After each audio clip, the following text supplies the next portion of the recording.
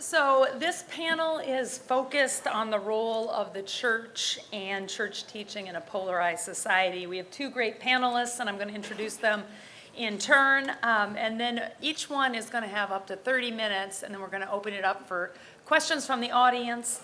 And hopefully you will have some interesting discussion with that. The first is John Carr, seated at the far right. John is the director of the Initiative on Catholic Social Thought and Public Life at Georgetown University. It's an initiative focused on understanding and disseminating Catholic social thought and using it to inspire a new generation of young leaders. He is also the Washington, D.C. correspondent for the America magazine, and he's served in the past for over 20 years as director of the Department of Justice, Peace, and Human Development for the United States Conference of Catholic Bishops. In that role, he's assisted the bishops on a wide range of issues, ranging from healthcare, the environment and climate change, criminal justice and the death penalty, religious liberty, and war and peace. He's also been the executive director of the White House Conference on Families, as well as director of the National Commission for Full Employment, led by Coretta Scott King. His talk is going to focus on how Catholic social thought can help us overcome polarization. Our second speaker is Mark Movsesian, who is the Frederick A. Whitney Professor of Law at St. John's University, School of Law in New York. He's a graduate of Harvard College and Harvard Law School. He is the director of the Center for Law and Religion at St. John's Law, as well as the co-director of the Tradition Project, which is a multiple-year research initiative focused on the value of tradition to social and political life. Mark has been a visiting professor here at Notre Dame, as well as at the American University in Armenia. Mark's work focuses on law and religion, contracts, as well as international and comparative law. Before becoming a professor, Mark served as a clerk to U.S. Supreme Court Justice David Souter and as an attorney advisor at the Office of Legal Counsel in the Department of Justice. His talk will focus on church and state in a time of polarization. I will now give it over to John.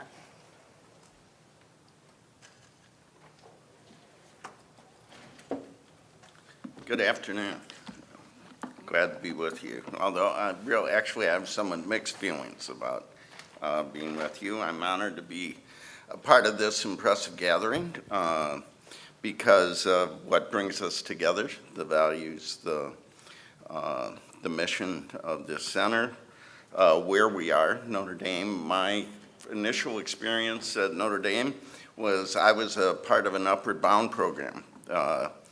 Counselor here on campus when I was between my freshman and sophomore year in college. It was a program for African American young men, and I learned a lot about life, not a lot about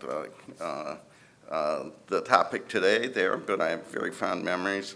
And I'm here because of who invited me. Carter, when he spoke last night, talked about the importance of friendship in our common efforts, and I'm here out of loyalty. Carter has been a part of our work at Georgetown, and when he calls, I come. So I'm happy to be here. I'm anxious. I am not a respected scholar like Mark. Candidly, my experience with Jesuit higher education before I went to Georgetown is paying for it. The way I think Jesuits practice the option for the poor is by making me poor. I think that might be the case here as well. I am not an academic, although I play a professor twice a week. I suspect I'm here because of my work at Georgetown, where I run an initiative, may have the most boring title, the Initiative on Catholic Social Thought and Public Life. It is descriptive. We try and engage in civil dialogue on the connection between Catholic social thought and public policy, between faith and politics. In our nation's capital, we reach out to young leaders Many young people, some from Notre Dame, some from schools you're a part of, come to Washington to change the world, full of idealism, and they get pulled in very quickly to the partisan wars, and we try and help them recall that their faith can be an asset in their personal and professional life. We also do some convenings on important topics, and we did a convening on polarization and Catholic social thought. I'll be sharing some of the outcomes of that with you. The other work that Maura mentioned was for 25 years, I had the most pompous title in Washington. Washington is a city with a lot of pompous titles. How would you like to be Director of Justice, Peace, and Human Development for the United States Conference of Catholic Bishops? I was once on an elevator, big name card like this, introduced, and a guy said to his spouse, he's in charge of justice, peace, and human development. And she looked at me and said, you need to do a better job. So I think that's why we're here. We need to do a better job, and I hope I can contribute to the conversation about how to do that. I am not going to share a paper. I'm going to share some experiences, some reflections about my work in Washington, both at the conference and at Georgetown. Here's my plan for the next 25 minutes. I want to say a word about our mission and our challenge, the context we do it in. I want to share some of the outcomes and efforts of our polarization convening because I think they might be helpful. You'll be the judge of that. And then I want to look ahead at some lessons, some directions for the future. And finally, I want to suggest, perhaps counterintuitively, that the horrors of the sexual abuse crisis can give us an opportunity, probably more an obligation, to come together to overcome polarization and to advance the principles of Catholic social teaching. So first mission, when I worked at the Bishops' Conference, we had a wonderful statement. I'm not sure what it was on, maybe the Iraq War or welfare reform.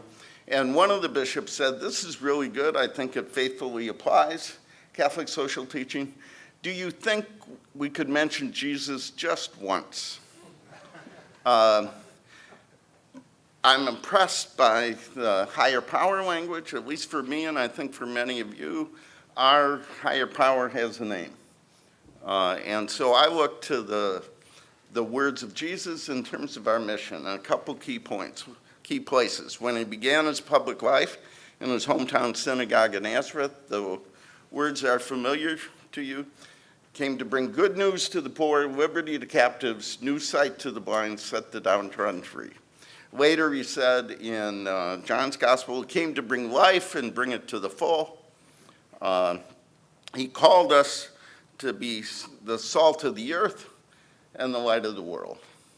And so if you think about that mission, to bring good news to the poor, to bring life, to be salt and light and leaven in a society, I think that describes sort of the tasks that bring us together here and that we need to do a better job on. And in the end, he said, go, therefore, and teach all nations, baptizing them in the name of the Father and Son and the Holy Spirit.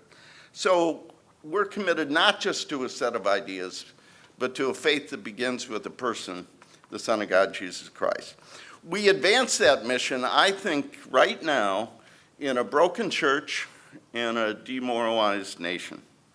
The U.S. church is being broken by the human, moral, spiritual, and institutional costs of the sexual abuse crisis. What was done, how it was covered up, and now how it has destroyed trust in its hierarchical leadership.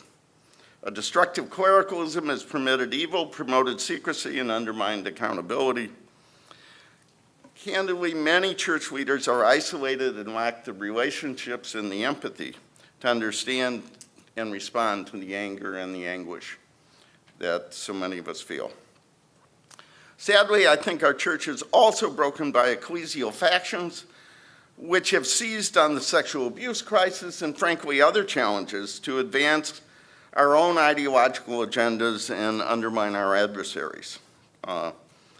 The scandals in these conflicts have destroyed trust, undermined authority, and weakened the capacity of the institutional church to proclaim the gospel and carry out that mission of Jesus now. Nothing compares to the costs and consequences for victims and survivors. But I would suggest that the unborn, the family, immigrants, the poor, are also paying a price for the loss of trust and credibility of the institutional church because our voice is compromised, our leaders lack credibility. We, in many ways, and this is so frustrating because in so many ways I think we would say we're doing the best work of our lives. I've been incredibly impressed by the scholarship and thoughtfulness I've heard here. But we are in a broken church, and we are in a society in moral disarray in many ways. When John Paul II talked about a culture of death, the bishops did a statement on a culture of violence. Some people said this sounds way too harsh, way too judgmental, extreme. Well, think about the last 2 weeks. 2 African-American people gunned down in a grocery store after a gunman couldn't break into an African-American church. Someone who's angry about politics sent pipe bombs to 15 people. And then, so horribly, 11 people were killed as they gathered for worship because their community, the Jewish community, is committed to welcoming refugees. Our culture looks to violence to solve some of our most difficult problems, but it's not only the most extreme or the angriest people. This is a society which destroys almost 1 million unborn children a year to deal with the problems of difficult pregnancies, increasingly advocating assisted suicide and euthanasia to deal with the burdens of age and illness. And last night, a man was executed. The night before that, another person was executed in North Dakota as a way to deal with the violence of crime. So this is a society in moral disarray. We can talk about the family. We can talk about the values we see on our screens. But we're also, I think, dealing with a demoralized politics. And I use that word in 2 ways. It is demoralized in the sense that Washington, my hometown, can't get anything done. We're talking about the caravan. I'm not talking about the caravan. Our president is talking about a caravan. How many years have we tried to come up with comprehensive immigration reform? Many of you lawyers, what have we done to the confirmation process for Supreme Court justices? Congress hasn't passed a budget in years. So I think part of that is we're being pulled apart by a bitter polarization and leadership that seems incapable of telling the truth or to work to advance the common good. I'll speak candidly. I think this is reflected in the divisive, ethically compromised, and destructive leadership of President Trump, but it goes beyond his behavior and words to his enablers in his own party and to the misplaced priorities and narrow identity politics of the elites in the Democratic Party. Both parties, I'm afraid, are focused on their own versions of culture wars and their own different versions of identity politics, which say to half the country, you're being left behind.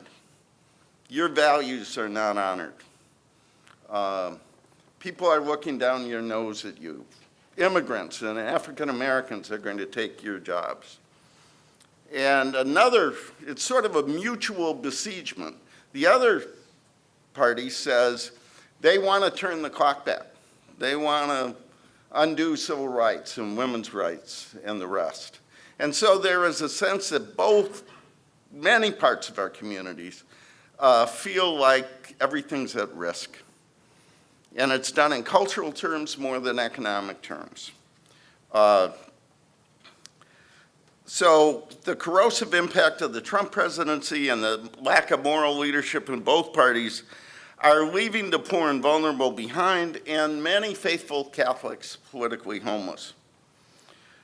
The combination of this broken church and this demoralized politics has tempted us to either pick a side, join the wars, join a team, or to abandon the field, leave the church, or wash our hands of politics. It's important to remember, I think, that these things need to be fixed, not for their own sake, but because we want to proclaim the gospel and advance the common good. We need to make our contribution to public life, but these institutions seem to have lost their way. They don't just need repair and maintenance, but a recommitment to mission. And I believe the principles of Catholic social thought offer a way forward, both for our church and society.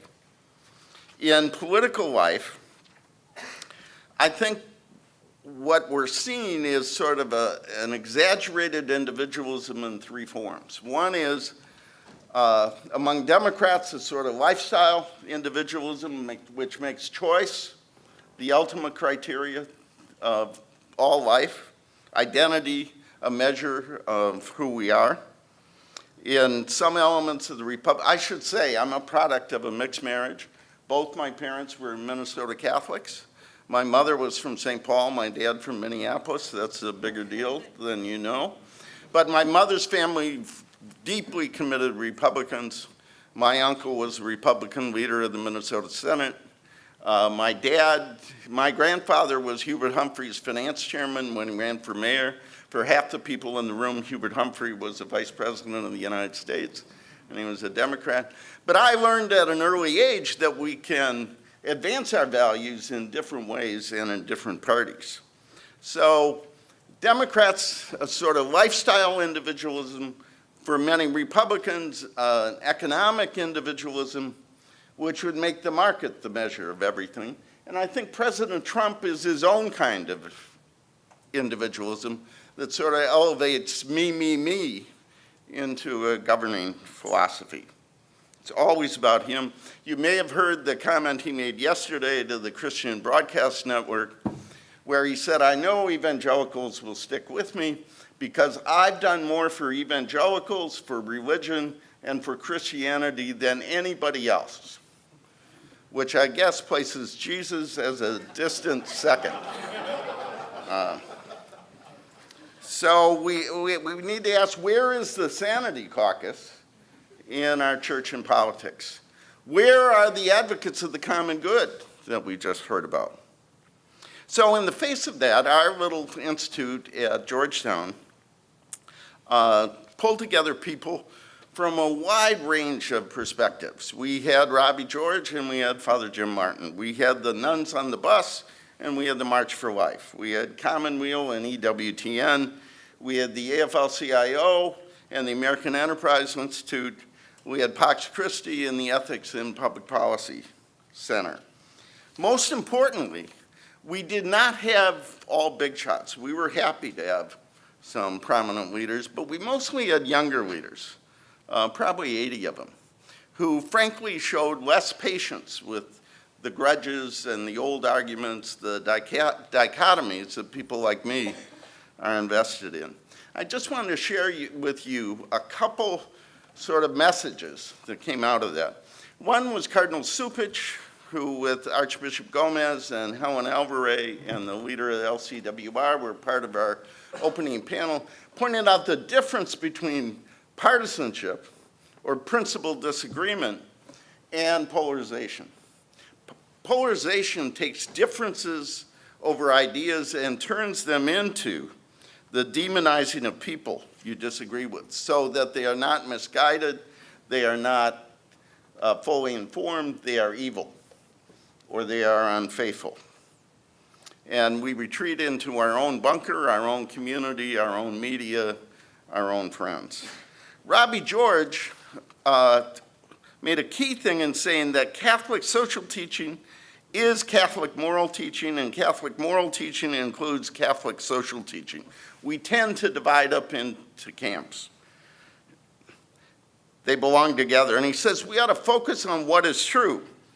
And what is true is that the principle of the profound, inherent, and equal dignity to each and every member of the human family, and I'm quoting Professor George, is the truth, is the anchor. So he said we need to be pro-life and also anti-racism, defend the humanity of the unborn child and the immigrant. We can't be isolationists. We have to work against poverty. He, like me, said you can be politically homeless. He said that doesn't mean we abandon parties or abandon politics, but the test for us is will we stand up occasionally against our party, against our allies, against our friends, when our faith or our principles call us to stand up. We called on social scientists to help us understand. And one of the things that was very helpful for me, we had Pew, we had Cato, and we had Kara there. And the Pew asked, what are the things which are important to being a Catholic? Help the poor, relationship with Jesus Christ, the resurrection, sacraments, and devotion to Mary. The biggest differences? Our politics shapes our faith instead of the other way around. People's approach to issues depends more on what political party, what ideological home they find than their religious home. And while many of us focus on ideology and politics or ecclesiology, the fundamental polarization in our country is race. It's the open wound in our society. And in the church, the most important difference may be ethnicity. More than half the church under 30 is Latino. We're not talking about the future, we're talking about now. Pope Francis, even though his popularity has taken a hit with the sexual abuse crisis, unites our community. He has greater approval than President Trump and Hillary Clinton combined in the Catholic community. So the messages that came out of that were the difference between principled disagreement. We need disagreement in a country that destroys unborn children. We need disagreement at a time when immigrants are demonized. But we shouldn't demonize those who disagree. For the church, for us, the way to the truth is through the person. Helen Alvarez and Sister Norma in different ways made that point. Jim Martin talked about the truth begins with the person of Jesus Christ. Archbishop Gomez, particularly on All Saints' Day, All Souls' Day, I figure I'm more worried about All Souls' Day than All Saints' Day. When I worked for the Bishops' Conference, when limbo went into limbo, I said, I didn't understand limbo, and I don't feel bad about its demise, but don't mess with purgatory, because working for you has to count. So All Souls' Day is a very important day for me. But he said, what we're after is we have to be saints in our own way, and he said there are no single-issue saints. We had a panel of non-Catholics, and I'll move on after this. David Brooks was one of the speakers. And this is a direct quote. What does Catholicism and Catholic social teaching bring to us? One is the primary moral and intellectual system opposed to autonomy. It is the primary moral and intellectual system opposed to radical autonomy. He said the problem is not polarization, it is loneliness, isolation, and alienation. It's basically all we got. It is the ethos of community in this country and the dominant and most developed intellectual tradition of community. So if we have that mission, if we have this resource, let me close with some lessons based on my own experience, based on the convening, and based on the crisis we're in. Number one, the most important word in Catholic social teaching is the word and, A-N-D. Human life and dignity. In Washington, we have some folks who talk a lot about human life and some folks who talk a lot about human dignity and very few who put them together. Human rights and responsibility. Same thing. Some people talk about rights, other people talk about responsibility. I had lunch with Marianne Glendon. She's my favorite thinker on rights. We rarely put that together. Think about if we had a clear idea about rights and responsibility in the middle of this sexual abuse crisis. The right to have your children protected and the responsibility to do so. Family and community.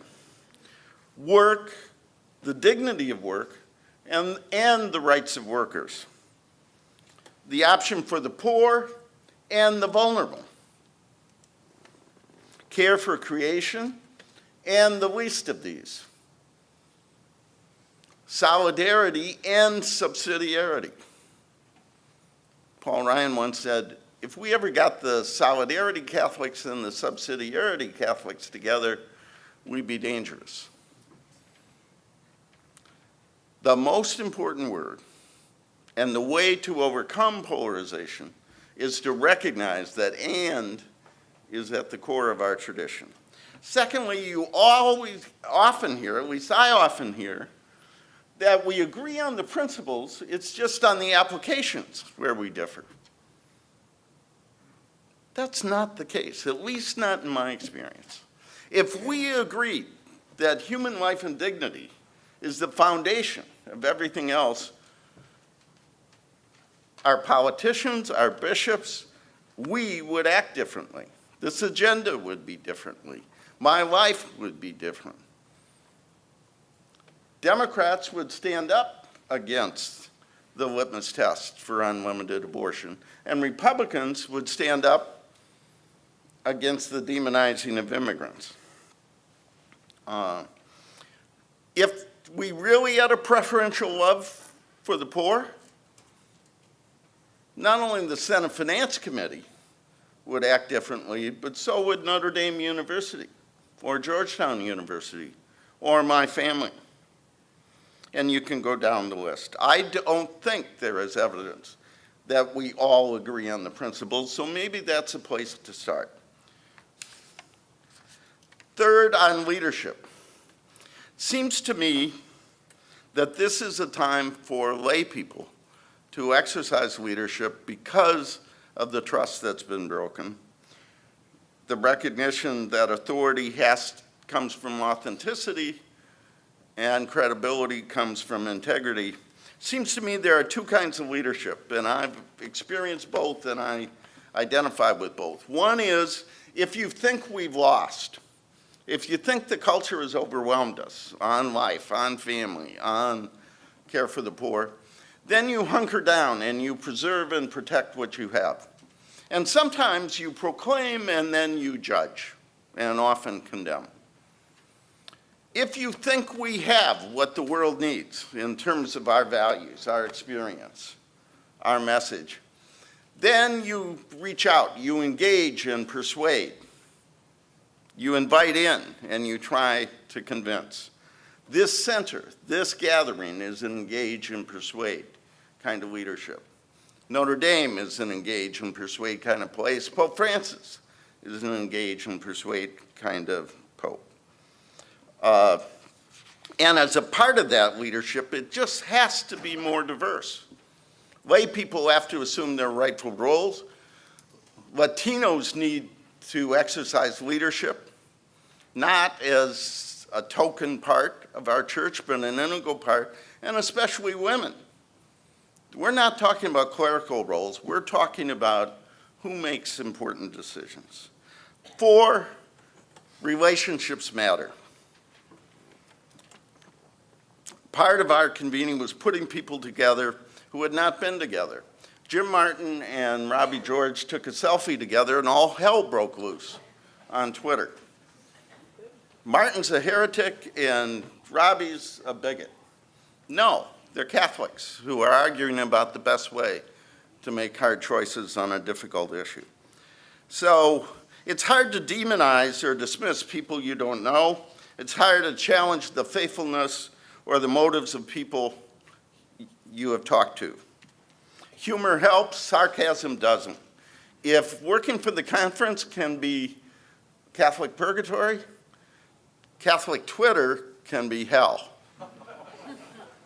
Just the other day, I saw somebody write, I don't know who Oscar Romero was, but if Pope Francis made him a saint, he shouldn't be. And there's a left-wing version of that. I have 2 minutes left, so I'm going to run. Not everybody has to do everything, but we ought to act like we belong together. We can divide up the work, but we shouldn't divide up the church. Different people have different vocations, but we belong together. And in the political arena, the church ought to be political but not partisan, not a cheerleader for any candidate, a chaplain for any party. We need to be principled but not ideological, not compromising on the fundamentals, but working with people of different perspectives to advance the common good. We need to be civil but not soft, not impugning motives, but challenging people on substance, and we should engage but not use. Political homelessness, I described, that's not a virtue. That's a statement of failure. If you're homeless, I've worked with the homeless, you need to find a shelter, and we ought to be building shelters in our universities, in our communities, in our political parties. And then finally, let me suggest paradoxically that the sexual abuse crisis creates an opportunity and an obligation to overcome polarization, to use the principles of Catholic social teaching, to preach the gospel, to advance the common good. I wrote a piece just for 50 years, my service of the church has been haunted by sexual abuse. From my own experience in minor seminary, my work at the Bishops' Conference, my friendships with bishops who have been accused, it has diminished so much. But I am convinced that if we come together, lay people especially, the kind of people at this gathering, around 3 ideas. 1, if you want me to keep my promises, you ought to keep yours. I will do anything in the world to protect my children. You ought to do everything you can to protect our children. And I'm accountable for what I do and don't do, and you ought to be accountable for what you do and don't do. We ought to be very careful about selective outrage. I think the weaponization of the sexual abuse crisis makes a terrible situation worse. There is no ideological or ecclesial pattern that I can find. I have been outspoken that Pope Francis needs to do more, but let's be clear. Pope John Paul II and Benedict did not do enough. You can't tell who are the perpetrators and who covered it up based on their ecclesiology. This is something that reached far too far within our church. So resist those who would try and take this horror and turn it into a weapon for their own agendas. In the end, we have to remind ourselves and others we are more than our mistakes. This weekend, my community of Washington, 1,500 people will find a place out of the rain and the cold because of this church. 25,000 children next week will get a good education in inner city Washington.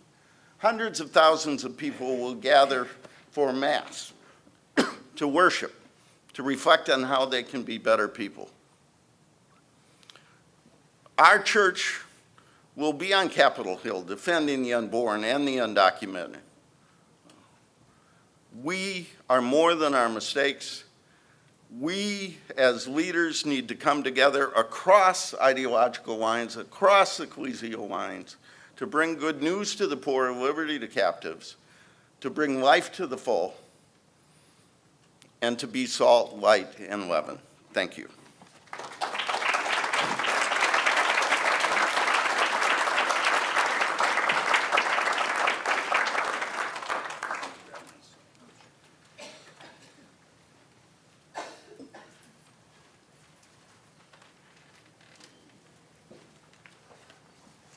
Well, thank you. Let me begin by thanking Carter Sneed for inviting me to be here at this conference. It's a great honor, and Margaret Cabanas and Ken and also Mara for moderating. Thank you very much. My talk is based on a paper that I'm going to be publishing next year in the Harvard Journal of Law and Public Policy. This is a small piece of it, so I'd be very grateful for any comments people have. The title of my talk this afternoon is Church and State in a Time of Polarization. That America is experiencing deep cultural polarization, especially with regard to religion, is widely recognized. And that our religious polarization will inevitably have an effect on our political and legal institutions is likewise well understood. No one can know exactly what the effect will be, but cultural trends are bound to influence our politics and our law. The latter is my particular interest as a lawyer. How do the deep divisions in American religious life manifest themselves in our law of church and state? And what influence will these divisions have in future disputes on the proper relationship between religious belief and the civil law? The likely effect of religious polarization on our law of church and state, of course, is a vast topic for a short panel presentation, and I don't intend a comprehensive treatment this afternoon. Rather, I'd like to reflect on a particular episode and show how it manifests the deep polarization that exists in America today, especially with respect to religion, and what it suggests for the future course of our law. Specifically, I'll talk about the Supreme Court's ruling earlier this year in a case called Masterpiece Cake Shop, which is one of a series of wedding vendor cases that have occupied American courts over the past decade or so.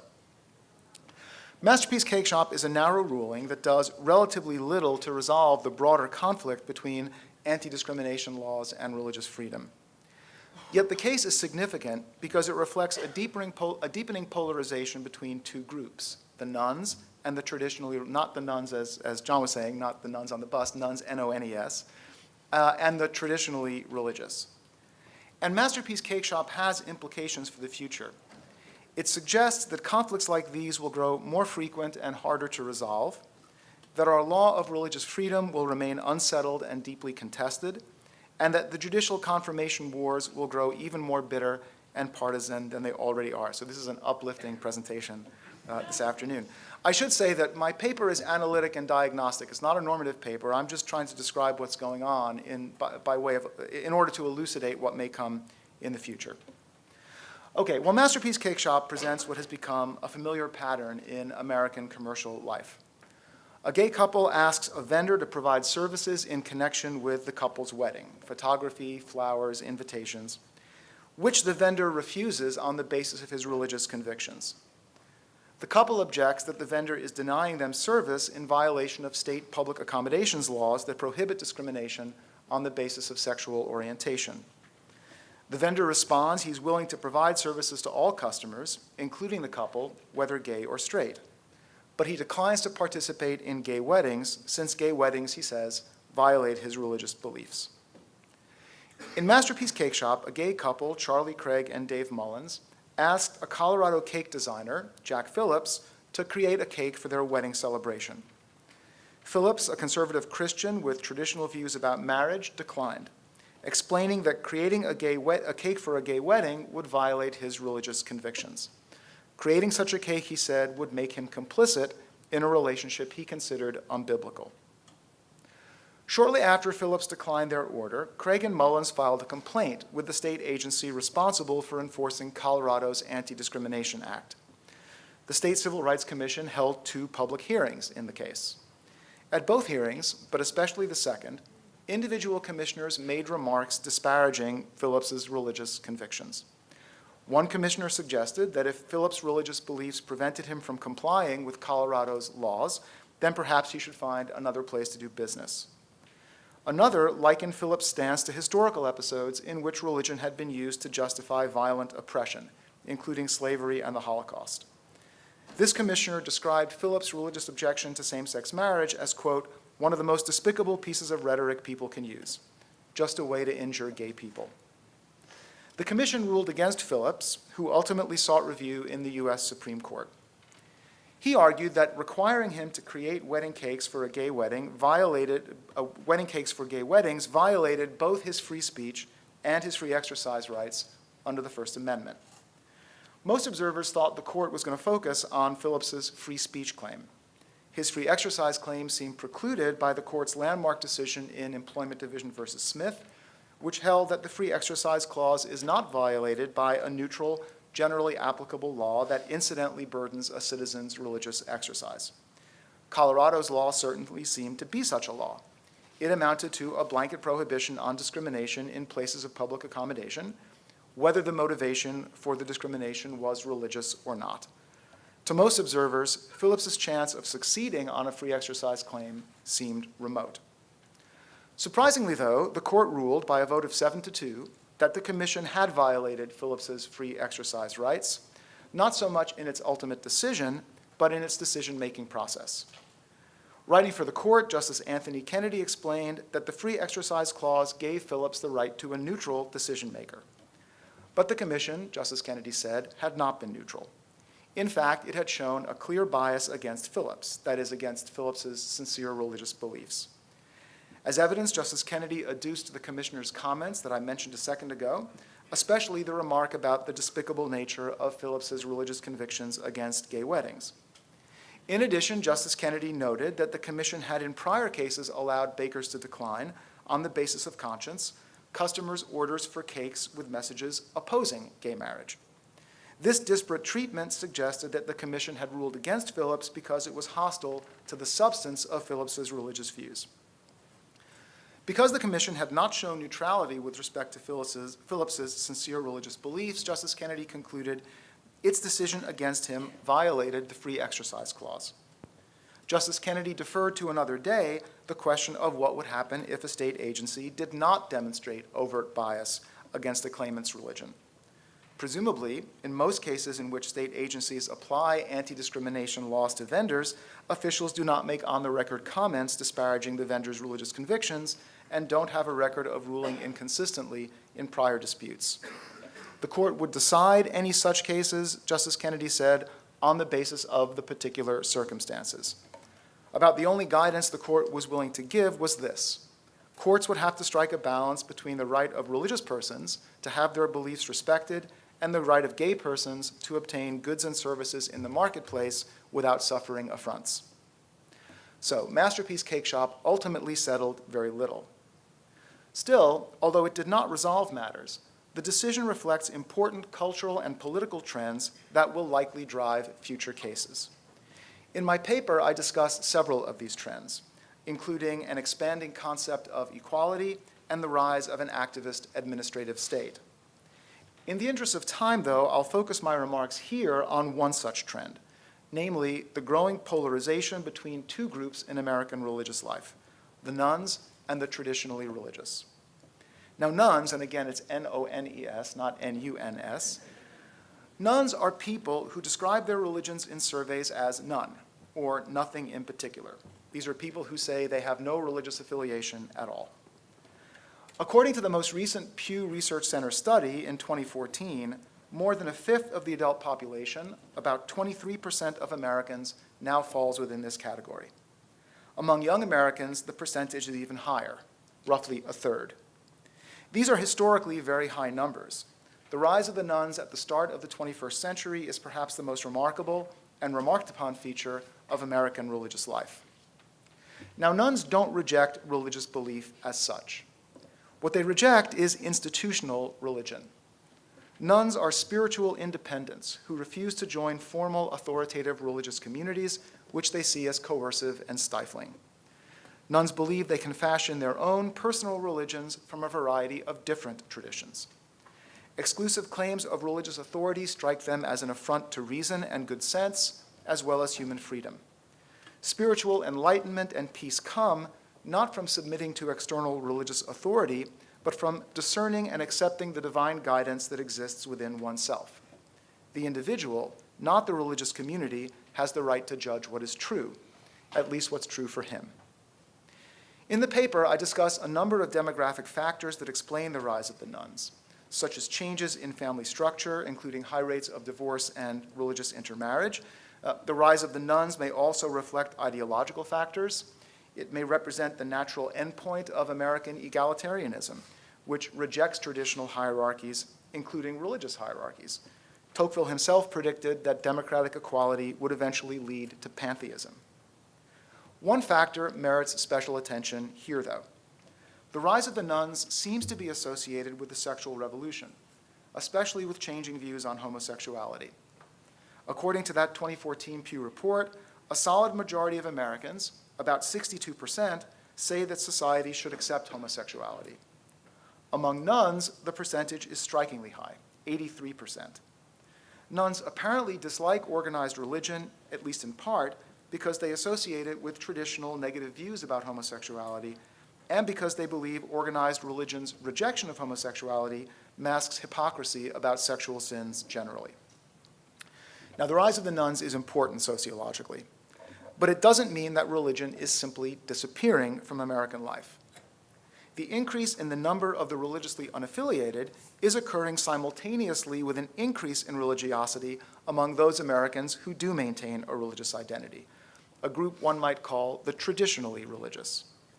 According to surveys, religiously affiliated Americans appear to have grown more observant in recent years, if one considers things like Bible studies and prayer groups. Another recent survey shows that the percentage of intensely religious Americans, with intensity being measured in terms of things like church attendance, has remained remarkably stable over decades. The percentage of Americans with a strong religious affiliation has remained steady at a little less than 40% since 1989. In other words, America is experiencing a deepening religious polarization rather than a systematic fall-off from religion. The growing percentage of nuns does not result from a general decrease in religious observance, but a dramatic decline in the numbers of the moderately religious, people who formally identify with a religion, but who show only modest levels of commitment. As in so many areas of American life, the middle is dropping out in favor of the extremes on either end. The moderately religious are rapidly ending their affiliations and becoming nuns, while the traditionally religious are maintaining their affiliations or even increasing their intensity. And we appear to be reaching a point of rough parity. More than a fifth of Americans and more than a third of younger Americans are nuns, while something like 2/5 of Americans are among the traditionally religious. In the paper, I show that this deepening polarization will exacerbate conflicts like the one in Masterpiece Cake Shop and make it harder for our society to negotiate them. Compromise requires an ability to sympathize with the other side, to understand, even if one does not share, the commitments that motivate one's interlocutor. It requires some common basis of experience. In the past, someone like Jack Phillips might have counted on a widespread, if thin, sympathy with traditional religious commitments. The vast majority of Americans might have understood why he thought it so important to follow the tenets of his religion, for the simple reason that the vast majority of Americans would have had some connection with institutional religion. Even if they were only nominally religious, and even if they disagreed with his particular convictions, most Americans would have understood why Phillips insisted on acting as he did. But this wider social sympathy for traditional religion is fading. Large numbers of Americans no longer have experience with traditional organized religion, and to the extent they do have such experience, they reject it. Nuns are unlikely to respond sympathetically when the traditionally religious seek exemptions from religious requirements. Indeed, nuns are likely to see such exemptions as an unfair advantage for organized religion, a kind of special pleading. For their part, the traditionally religious are unlikely to sympathize with the worldview of the nuns. And disagreements between the two groups will likely be amplified by the fact that the nuns overwhelmingly reject traditional teachings on sexuality which they see as psychologically damaging and essentially unjust, while the traditionally religious continue to endorse them as necessary for human dignity. In short, we now have two fairly sizable competing groups with sharply divergent understandings of the beneficence of traditional religious commitments, especially with regard to sexuality, and neither group seems especially interested in compromise. For example, neither group seemed willing to compromise in Masterpiece Cake Shop itself. Craig and Mullins could easily have found another baker, in fact they did, and gotten on with their lives. Jack Phillips could simply have filled their order and gotten on with his. And yet both Craig and Mullins and Jack Phillips thought the principles involved so important and the behavior of the other side so incomprehensible that compromise was impossible. Each side became entangled in a protracted litigation that in the nature of things could not completely satisfy either one. The public response to controversies like Masterpiece Cake Shop also reflects this religious polarization. In the summer of 2016, while the court was considering Jack Phillips' cert petition, Pew surveyed Americans' opinions on whether a business should have to provide services for a gay wedding, notwithstanding the owner's religious objections. The responses closely tracked America's religious divide. About 2/3 of the religiously unaffiliated, the nuns, said that a business should be required by law to provide services for a gay wedding, even if the owner had religious objections. And about 2/3 of Americans who attend religious services frequently, the traditionally religious, said that a business owner should not be required to do so. Only a relatively small number of Americans, 18%, found it possible to sympathize with both sides. This sharp religious divide suggests that achieving social consensus on cases like Masterpiece Cake Shop will be extremely difficult. In short, Masterpiece Cake Shop reflects an important cultural trend that affects conflicts between anti-discrimination norms on the one hand and religious freedom on the other. Conflicts, to paraphrase Justice Kennedy, which set the right of gays and lesbians to obtain goods and services in the marketplace without experiencing affronts against the right of religious persons to have their sincere beliefs respected by our government. In the time remaining, I'd like to offer, briefly, 3 predictions for what may lie ahead. First, conflicts like Masterpiece Cake Shop are likely to continue. Sexuality has become a central issue in our culture wars. Nuns, especially younger nuns, embrace the new acceptance of homosexuality and gay marriage, as do government agencies like the Colorado Civil Rights Commission, which seek to promote this acceptance in various aspects of American life. But the traditionally religious, who remain comparatively numerous, continue to oppose it. Some of them will resist government efforts to enforce it. That each side in the conflict cares deeply about the outcome and finds the other's position increasingly unfamiliar and offensive will make compromise much more difficult. Now, of course, the traditionally religious may themselves come to accept gay marriage over time. According to the Pew survey I quoted earlier, acceptance of homosexuality appears to be growing rapidly, even among religious groups that traditionally have strongly opposed same-sex relations. If the traditionally religious were to accept the new understandings of sexuality, then of course conflicts like Masterpiece Cake Shop would fade from view. But it seems, at least it seems to me, more likely that those traditionally religious who accept the new understanding will gradually drift away from religion entirely and join the nuns. The mainline Protestant denominations that have embraced new norms about homosexuality have continued to experience sharp declines in membership. Endorsing the new sexual norms has not kept believers in the pews. Religious polarization centered on these issues seems to me likely to continue. That's the first prediction. Second, the law in this area will remain unsettled and deeply contested for some time to come. Now, the law with respect to free exercise is already uncertain. Different jurisdictions apply different rules in different situations, and I won't get into the details here, they'll be in the paper. Suffice it to say that the leading test in the area is the so-called compelling interest test, which is embodied in statutes like the Religious Freedom Restoration Act, or RFRA.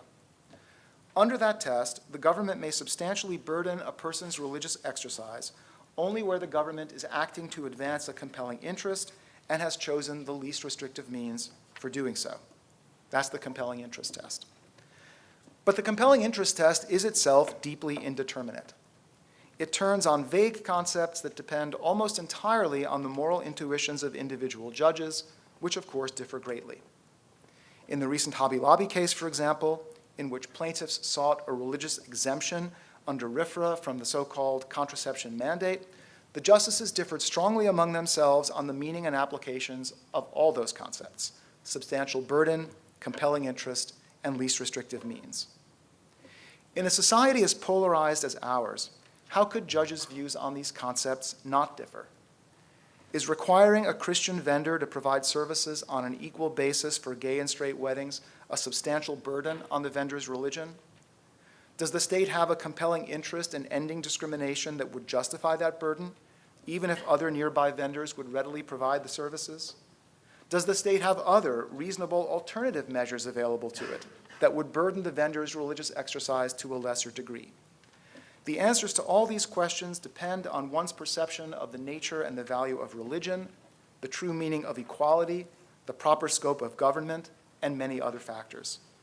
The questions do not submit to easy objective criteria on which everyone agrees, certainly not in our society today. In a world in which we can't agree on what is good, how can we agree on what is a compelling interest? It's possible, of course, that these indeterminacy problems will hasten the end of the compelling interest test. The test has drawn strong criticism from judges and scholars for decades, as far back as Smith, which sought to do away with the test or at least sharply confine it. But the test has shown remarkable durability. It's not clear that RFRA could pass today, but it's not clear that a vote to repeal it could succeed either. Last year, in the run-up to the court's decision in Masterpiece Cake Shop, Democratic members of Congress introduced the Do No Harm Act, which seeks to amend RFRA to make clear that the act does not apply to federal anti-discrimination laws.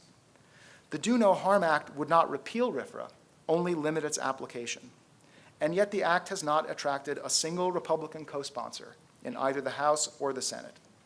Repealing or even amending RFRA will require a bipartisan coalition, and it's difficult to see how a coalition could form in our current political environment. And John mentioned this earlier, for American politics is becoming more and more polarized on the basis of religion, something that has not been true historically. Today's Democratic and Republican parties have dramatically different religious profiles. According to a Pew survey conducted earlier this year, about 70% of Republicans and people who lean Republican believe in the God of the Bible. They are the traditionally religious. By contrast, only 45% of Democrats and Democratic leaners say they believe in the God of the Bible. Another survey revealed that nuns now make up the largest quote-unquote religious grouping in the Democratic Party, about 30%. In this environment, a move by one party to tinker with RFRA would immediately raise suspicions on the part of the other. Achieving agreement on any changes seems unlikely. The compelling interest test thus seems here to stay, and that observation leads to my third and final prediction. Masterpiece Cake Shop suggests that judicial appointments will become even more heated and partisan than they already are. Each side in our polarized society understands how crucial it is to have judges with the quote-unquote right intuitions about religion on the bench. Each, therefore, will fight long and hard to ensure that such judges are appointed, and conversely, that judges with the quote-unquote wrong intuitions are not. Having judges with the wrong intuitions about religion could lead to negative outcomes in cases about which both sides care deeply. The stakes are just too high to be ignored. In short, the new religious partisanship will only amplify the already increasing acrimony over judicial selection. Given their religious profiles, the two parties will likely nominate judges with very different views on the conflict between anti-discrimination laws and religious freedom. Each party will be very wary of the other's nominees. On the whole, given the party's makeup, one would expect Democrats to nominate judges with somewhat skeptical views of traditional religion, and therefore less favorable views on exemptions for the traditionally religious from anti-discrimination laws. One would expect the opposite on the whole from judges that Republican administrations will nominate. Again, because everyone knows how high the stakes are, the judicial confirmation wars will likely be quite passionate and divisive for the foreseeable future. I'll end with a general observation. As everyone knows, law and culture have a mutually reinforcing relationship. Court rulings influence the way our culture perceives social conflicts, which arguments seem legitimate, and which parties deserve our sympathies. But culture, in turn, influences law. In my remarks here this afternoon, I've explored an important cultural trend that forms the backdrop to our law's attempt to resolve our competing commitments to equality and to religious freedom. The religious polarization that Masterpiece Cake Shop reflects will continue to shape our law for decades to come. Thank you.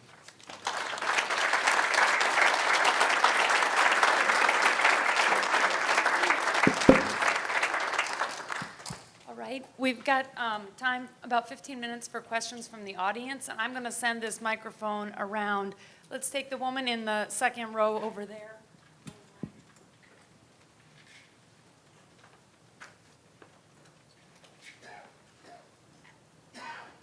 Thank you. My question would be for Professor Carr. So I thought that your quote about there being no single-issue saints was really interesting and thought-provoking. It made me think of single-issue voting. Do you think Catholics should be single-issue voters? And if not, how do they navigate that politically, especially in a two-party system?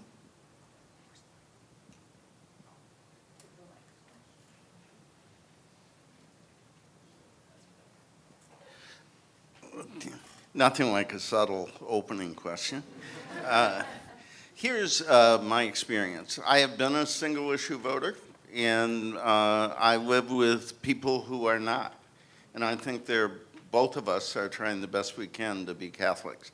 This requires an assessment about the moral principles involved, the way those issues are resolved, the character and capacity and integrity of candidates. And the fundamental problem we have is that people are not single-issue voters or multi-issue voters, but they're party voters or ideology voters, as Mark has suggested. I think the debate within the Catholic community about how one ought to handle questions of defending the unborn, protecting immigrants, where does poverty fit in, what about war and peace? That's a lively, tough debate, frankly, which I think has multiple possible outcomes for different people. My worry is we don't have that debate nearly often enough. And frankly, our choices don't reflect those. My daughter, I remember coming out of Mass one Sunday, and she was focused on something other than the homily. And she said after she graduated from college, she was going to work for a while, and then she was going to run for Congress because she did not like the choices that she had. And I thought this was wonderful. She had sort of absorbed the message. But her mother had a somewhat different view, which is maybe you ought to register to vote first. I think a huge problem is the lack of participation in public life. And we need Democrats who will work in the Democratic Party for the defense of human life and dignity, and we need Republicans who will work in the Republican Party to defend human life and dignity, so we have better choices. I ran for office when I was 24 years old. I somehow thought long hair, a bright blue sport coat, and moderate slacks was very compelling. I lost for a variety of reasons. One of the great experiences of my life. We need more people in politics, we need more people running, and we need more people standing up for what they believe, and we need more debate about what our faith requires.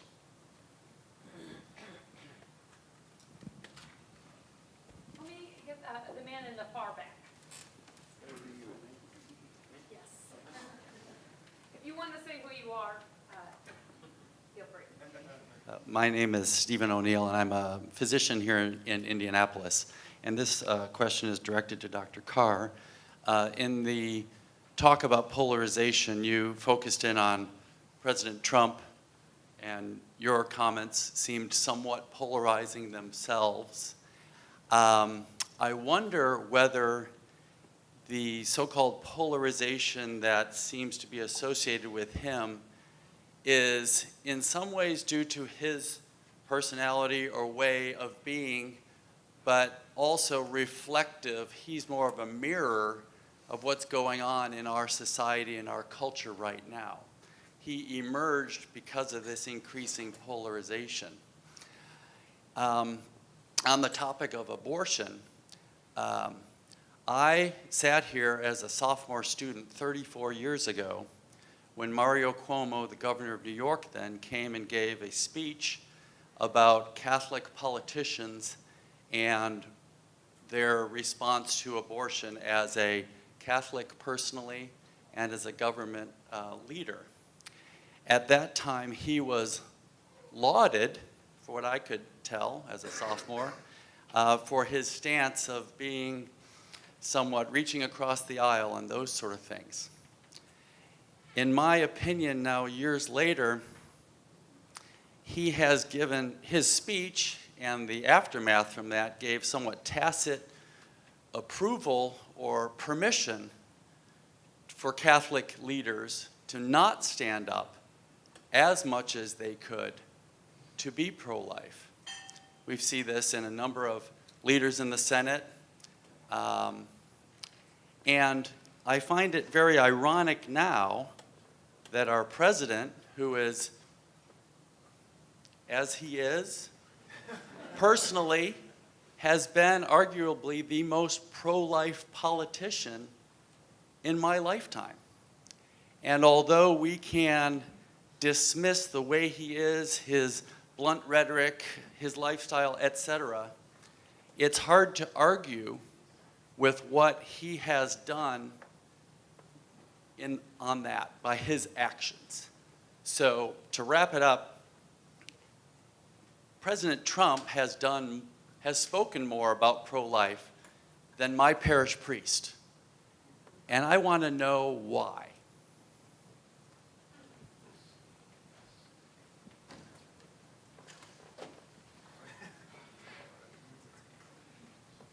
A couple thoughts. I admit that my comments on President Trump were probably polarizing. I think he does more than reflect the polarization. He's making it worse, in my opinion. I think the demonizing of immigrants, the focus on the caravan, the statements over the last couple days. I mean, he has a strategy which depends on dividing the society. It's worked for him. He has built on the divisions in our society.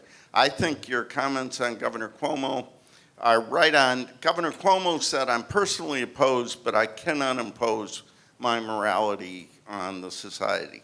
His son, Andrew Cuomo, I think is symbolic of the Democratic Party's failure, and says there's no room in New York State for pro-life convictions. So we've gone from personally opposed to you cannot even hold pro-life convictions in the Democratic Party.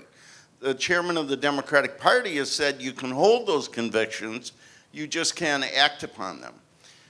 When I worked for the Bishops' Conference, 70 Democrats voted to keep abortion funding out of the Affordable Care Act. Between NARAL, Planned Parenthood, and Susan B. Anthony, we're down to less than 10. And that's bad, I would argue, for the unborn, it's bad for the pro-life movement, and it's bad for the Democratic Party. But this is, we've gone from personally opposed, safe, legal, and rare, to any restriction of any kind makes you ineligible to be a part of the Democratic Party. So if we had a Democratic president who was making that case, I would be polarizing and talking about them. I don't hear Trump making the case for the pro-life cause. I hear the Trump saying, be afraid of immigrants. He has taken actions. I understand that. I support those actions. I don't know if he's doing the pro-life movement good long-term. Young people intensely dislike President Trump, and if he is the symbol of the pro-life movement, we will do worse in the future, not better. Third row over here, the man in the blue blazer. Hi, Andy Yengert from Catholic University. Another question for John Carr. I deeply appreciate where. I tried to think of one just to be, but there's something you said that really made me think, and I wanted to hear more about it. I appreciate where you're positioning yourself to try to foster this dialogue. the civil conversation. You said something that I found very striking, where you said you rejected the idea that, well, hey, we all agree on principle. It's just the applications. I'd like to get a little bit more. I'd like to hear a little bit more about that practically, because if I talk to someone who says, I don't really believe in human dignity, then I know they reject that principle. If they say, I believe in human dignity, I just don't believe that the unborn are human, right, or persons yet, or I believe in the dignity of immigrants, but something else. How do you proceed from that? Because in a way that preserves the civil dialogue, because people will also use it to say, if you don't support this policy, you obviously don't believe in that principle. So how do you work through that?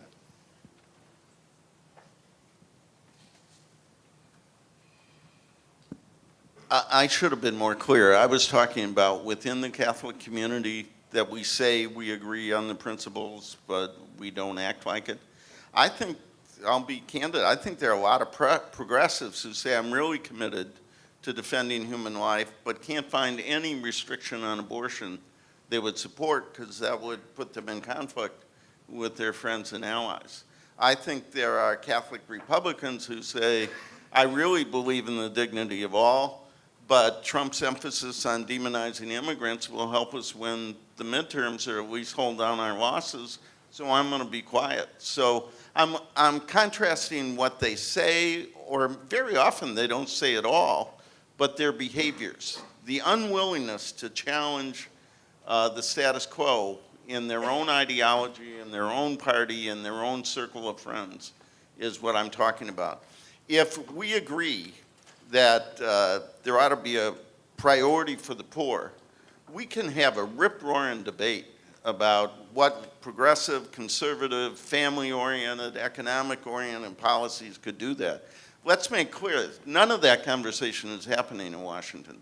Washington's about taking care of the rich and the powerful, not the poor and the vulnerable.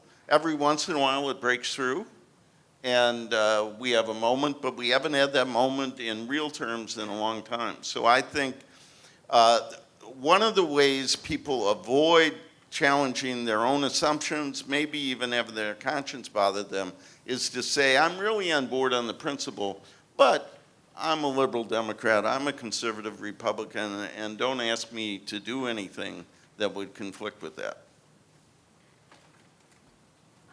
Second row here, your man with the cross. And if this is a question that both can answer, or there's actually wonderful. Session. My name is Judah. I'm a first-year law student, and I was. Thank you for your talks, by the way.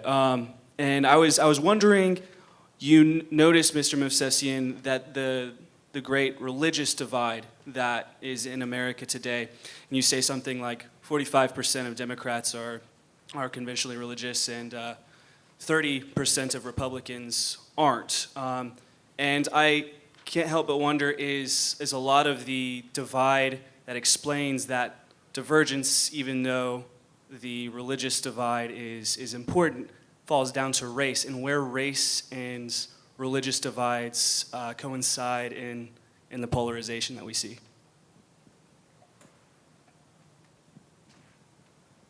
Well, thank you for the question. It's a very good question that you ask, and in fact, there are racial differences, which I didn't get into in the talk. I talk about a little bit in the paper, that actually within the Democratic Party, of course, the Democratic Party, like all parties, is a coalition. And Democrats from minority racial backgrounds, Latinos, African Americans, tend to be more traditionally religious than white Democrats. And so one thing that you might see happening is some sort of breakup of that coalition precisely along these lines. I'm not sure about the Republican Party, how that breaks out. I know for the Democrats, I know there is a stark difference in terms of racial identity about whether one is traditionally religious or not. So that's a very good question, and it suggests that actually the Democratic coalition may have some problems going forward unless they're able somehow to bridge this. Let's take one more question, and then we are out of time. Let me go to the third row, far left in the stage. John will testify I'm not far left in general. For Dr. Movsesian, when you were talking about how each side in the Masterpiece cake shop case could have compromised, and you said that the couple could have gone elsewhere simply, it sounded like the compromise on the part of Jack Phillips would have been go ahead and make the cake they were asking for, which didn't sound to me like a compromise. I guess I would propose the compromise might have been bake them a cake. Very nice cake, which in fact is what he offered, but not do the messaging. Because what he objected to is they're making him proclaim by the decorating and the statement on the cake that this is a wedding which he believes to be false. But it put me in mind of how so many of these conflicts, there isn't a parity here, because one party is being told to facilitate or express himself something he believes is wrong, whereas the other party is simply being deprived of being able to force somebody else to actively help them facilitate their wishes. The analogy I'm thinking of is current conscience laws on abortion, which forbid both Catholic hospitals and secular hospitals to exclude doctors from privileges because of their views on abortion. But the Catholic hospital can say to the person who wants to do this, you have a right to do abortions elsewhere. You cannot dragoon us into actively facilitating your choice because that would attack our conscience. Somewhere in here we have to make a distinction between this as a negative right and a positive right to control others, because it seems to me that in some quarters the secular left is in danger of acting like the Puritan who stays up all night thinking that someone somewhere else is having fun.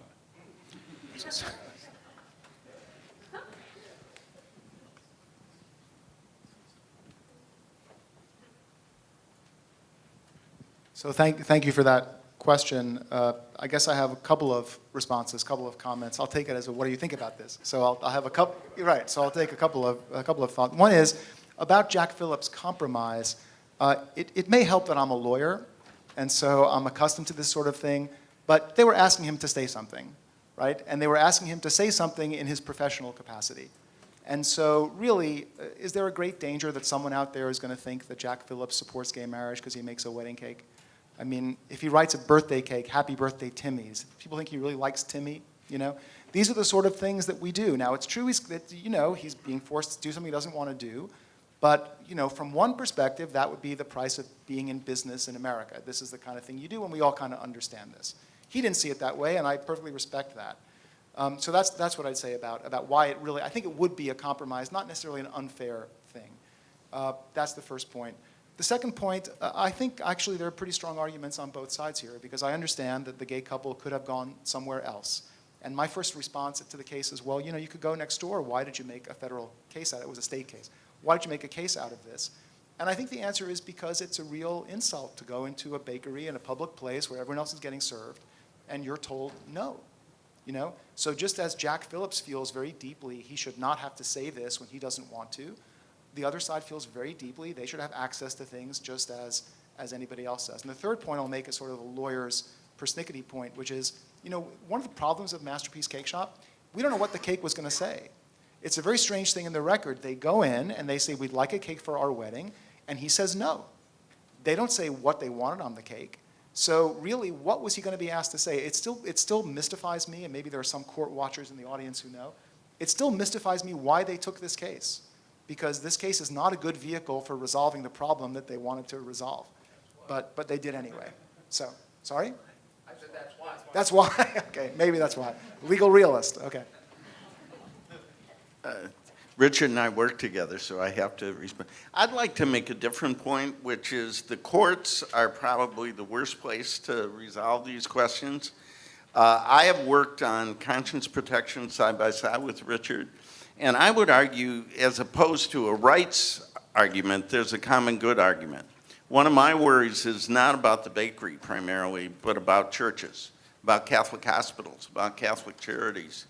That some people would say, if you're not willing to destroy an unborn child, you're out. You don't get federal funds, you don't get license, all the rest. or it could go to the family life thing. The case I make is that faith that compels them to take care of the sick and the poor and the vulnerable is the same faith that doesn't permit them to destroy an unborn child. It's a good thing that that institution is in a place where nobody else is taking care of the poor and the vulnerable. There are not a lot of ACLU chapters in Anacostia or the poorest neighborhoods in the country. There are not a lot of separation of church and state groups in the bush in Africa working on HIV/AIDS work. And I can make the case, less successfully than I used to, that a society that has pluralism, that permits people to care for the weak because of their deep religious convictions, can also permit them to act on other elements of those religious convictions. And in the end, we'll all be better served. So I would argue, as was said upstairs, that frankly a common good approach to this might be better than a rights approach.